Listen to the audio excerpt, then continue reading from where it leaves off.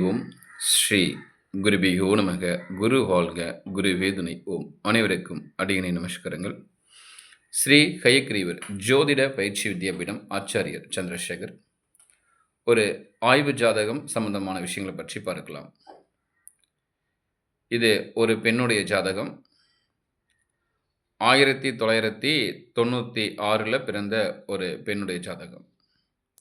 இந்த பெண் பார்த்தீங்கன்னா காதல் செய்து திருமணம் பண்ணுறாங்க.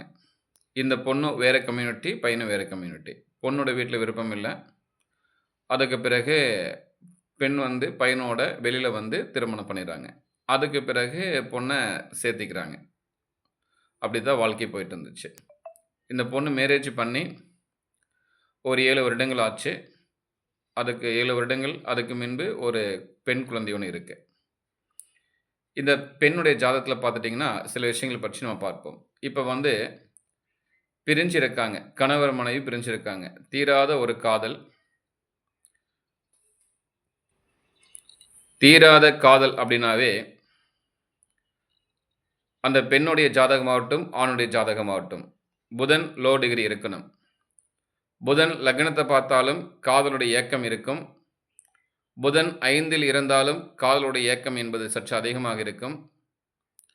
லக்னத்தில் புதன் சம்மதம் இருந்தாலும் அந்த காதல் சம்பந்த எண்ணங்களை அதிகப்படுத்தும். அதுபோக லக்னத்திற்கு புதன் வேறு எங்கே இருந்தாலும் சரி, அந்த புதனுடைய டிகிரியும் லக்னத்துடைய டிகிரியும் ப்ளஸ் ஆர் மைனஸ் அந்த 3 டிகிரிக்குள்ள சம்மந்தம் இருந்தாலும் சரி, அது காதலில் ஒரு தீராத ஏக்கத்தையும் காதலுடைய தாகத்தையும் ஏற்படுத்தியே தீரும். அதுபோக புதன் லோ டிகிரி இருக்கணும். லோ டிகிரி இருந்துச்சு அப்படின்னா கட்டாயம் அந்த காதலில் மிகப்பெரிய ஒரு ஏக்கத்துக்கு உண்டான ஒரு தன்மையை கொடுத்தே தீரும். அதில் மாற்றங்கள் கிடையாதுங்க. இந்த பெண் பார்த்தீங்கன்னா ரொம்ப தீராத காதல். காதலில் அவ்வளோ ஒரு பெரிய ஏக்கமான ஒரு காதல். விட்டு கொடுக்காத ஒரு காதல் அப்படி இருந்துச்சு. திருமணமாகி சில 7 ஆண்டுகள் கழித்து அது திருமணத்தில் ஒரு பிரிவினையும் கொடுத்துருச்சு. இப்போ பிரிஞ்சிருந்து ஒரு குடும்பத்தை நடத்திட்டு இருக்கிறாங்க. அந்த ஜாதகம் என்ன சொல்லுது அப்படிங்கிற விஷயத்தை பற்றி நம்ம பார்க்கலாம். அது ஒரு விஷயம் பாருங்கள். நீங்கள் அரேஞ்ச் மேரேஜ் பண்ணாலும் சரி அல்லது காதல் திருமணம் பண்ணாலும் சரி, கட்டாயம் தசா புத்திகளும் நன்றாக இருக்கணும். 2 பேருடைய ஜாதகத்தில் கிரக ரீதியான பொருத்தங்களும் சிறப்பாக இருக்கணும். இப்போ நட்சத்திர பொருத்தங்கள் பார்க்குறாங்க. 100க்கு ஒரு 5% மட்டும்தான் நட்சத்திர பொருத்தங்கள் வேலை செய்யும். அதுக்கு மேலே உறுதியாக அது வேலை செய்யாது. 2 பேருடைய கிரக ரீதியான பொருத்தங்களும் தசா புத்திகளும் மட்டுமே ஒரு ஜாதகருடைய வாழ்க்கையை 100க்கு 95% நிறுவனம் செய்ய ஆரம்பிக்கும். அடுத்து பார்த்தீங்கன்னா இந்த பெண்ணுடைய ஜாதகத்தில் பார்த்துட்டிங்கன்னா செவ்வாய்க்கு கிரகச்சேர்க்கை ஒன்றா இருக்குது. அப்போ எந்த பெண்ணுடைய ஜாதகத்திலையும் செவ்வாய்க்கு அது கிரகச்சேர்க்கை ஒன்றா இருந்தால் அந்த திருமணத்துக்கு பின்பு அது காதல் சம்பந்தமான திருமணம் இருந்தால் சரி, எதுவாக இருந்தாலும் சரி, அதில் திருமணத்தில் பார்த்துட்டிங்கன்னா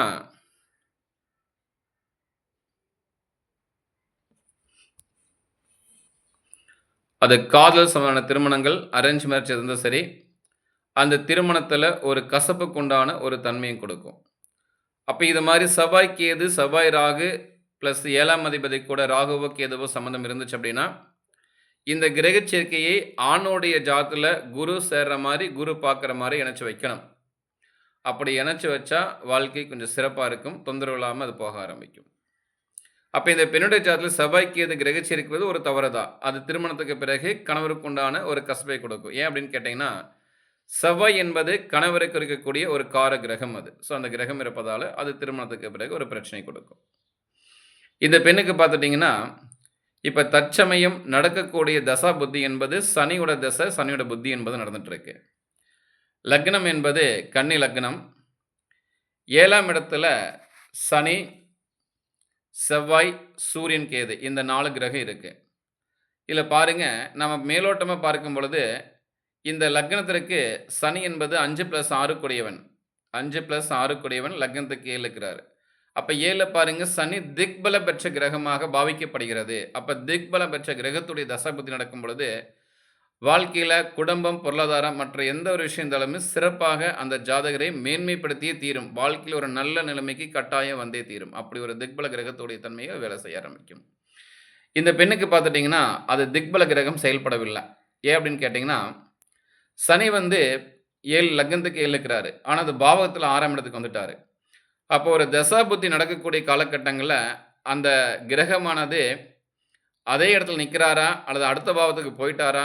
அல்லது அதனுடைய கீழ் பாவத்துக்கு இறங்கிட்டாரா? அப்படிங்கிற விஷயத்துடைய தன்மைய நம்ம ஆராய்ஞ்சு பார்த்துட்டு தான் பதில் கொடுக்கணும். இதுல பாருங்க, இந்த பெண்ணுடைய ஜாதகத்துல 7ஆம் பாவகம் என்பது 7.12 கலையில இருக்கிறாரு. சனி என்பது 6.4 கலையில இருக்கிறாரு. சனி என்பது 6.4 கலையில இருக்கிறாரு. அப்ப அது பாவ ரீதியா பார்க்கும்பொழுது பார்த்தீங்கன்னா, லக்னத்திற்கு 6ஆம் இடத்துக்கு ஷிஃப்ட் ஆயிட்டாரு. 6ஆம் இடத்துக்கு இறங்கிடுச்சு. அதனால முழுமையாக 6ஆம் பாவத்த மட்டும் ஆக்டிவேட் பண்ணுவாரு. எக்காரணத்த கொண்டு 7ஆம் பாவத்து வேலைய செய்யாது. அப்ப சனி திசை பாருங்க, லக்னத்திற்கு 5+6ஆம் அதிபதி. அப்ப 6ல எந்த ஒரு கிரகம் சம்மந்தப்பட்டு தசாபுத்தி நடந்தா சரிங்க, அது கணவர் மனைவிக்கு பிரச்சனைகளையும் கொடுக்க ஆரம்பிக்கும். கணவர் மனைவிக்கு பிரச்சனைகளும் கொடுக்க ஆரம்பிக்கும். இந்த பெண்ணுக்கு சனி திசை, சனி புத்தி ஆரம்பிச்ச உடனே கணவர் மனைவிக்கு மிகப்பெரிய ஒரு வாக்குவாதம் ஏற்படுது. 2 பேரும் பயங்கர ஃபைட் பண்றாங்க. அடிதடியும் கூட வர ஆரம்பிக்குது.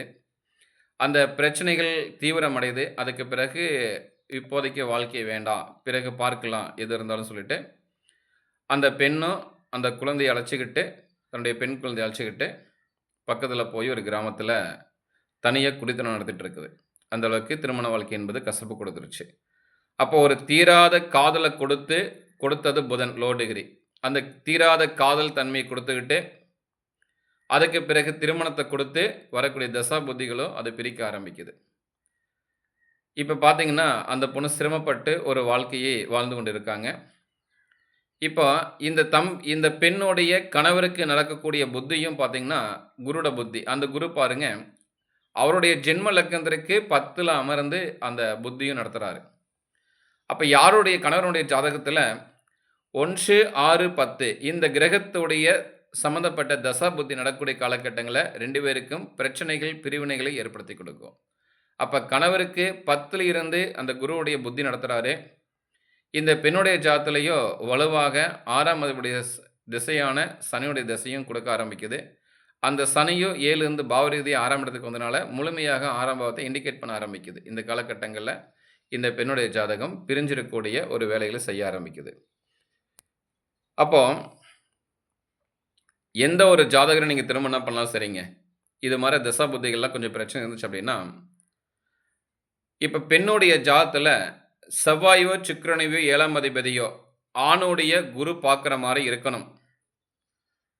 அதேபோல கணவருடைய ஜாதகத்துல செவ்வாயோ, சுக்கிரனவோ 7ஆம் அதிபதியோ, 2ஆம் அதிபதியோ, இந்த பெண்ணுடைய குரு அந்த கிரகத்த பார்க்கணும் அல்லது அந்த கிரகத்து கூட சேரணும்.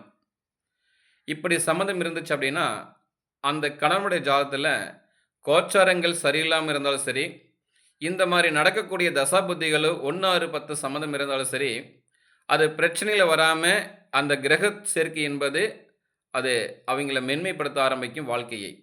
அப்போ ஒரு பிரச்சனைகள், பிரிவினைகள் வரக்கூடிய சூழல் இருந்தா சரி, அந்த 2 பேத்தோட கிரக சேர்க்கையானது அது வாழ்க்கையில மேம்பட்டு பிரச்சனைகள், பிரிவினைகள் வராம அடுத்த ஸ்டேஜ்க்கு அழைச்சுண்டு போக ஆரம்பிக்கும். அப்ப திருமண பொருத்தம் பார்த்து ஒரு ஜாதகத்த சேர்த்து வைக்கும் பொழுது கவனமாக இருக்கணும். ஒருத்தருடைய 2ஆம் அதிபதியோ, 7ஆம் அதிபதியோ, சனியவோ, குருவையோ, சுக்கிரனையோ, செவ்வாயோ இந்த மாரி கிரகங்கள மற்றவருடைய குரு பார்க்கணும், குரு சேரணும். இப்படி இணைச்சு வச்சுட்டீங்கன்னா, கடைசி வரைக்கு மூக்க சிந்தனம், கண்ண கசக்கணும் அப்படின்னு அவசியம் என்பது இல்லை. அந்த ஜாதகருக்கு இத மாரி கிரகத்து ரீதியான பொருத்தங்கள பார்த்து திருமணம் பண்ணிட்டீங்கன்னா, கடைசி வரைக்கும் இந்த லைஃப் அப்படியே ஸ்மூத்தா டிராவல் பண்ண ஆரம்பிச்சுடுங்க. மேற்கொண்டு ஜாதகம் பார்க்க, ஆன்லைனில் ஜாதகம் பார்க்க, ஆன்லைனில் ஜாதகம் படிக்க தொடர்பு கொள்ள 9786195143 இந்த எண்ணை தொடர்பு கொள்ளலாம். ஹரி ஓம் ஸ்ரீ குருபியோ நமக. குரு வாழ்க, குருவே துணை. ஓம்.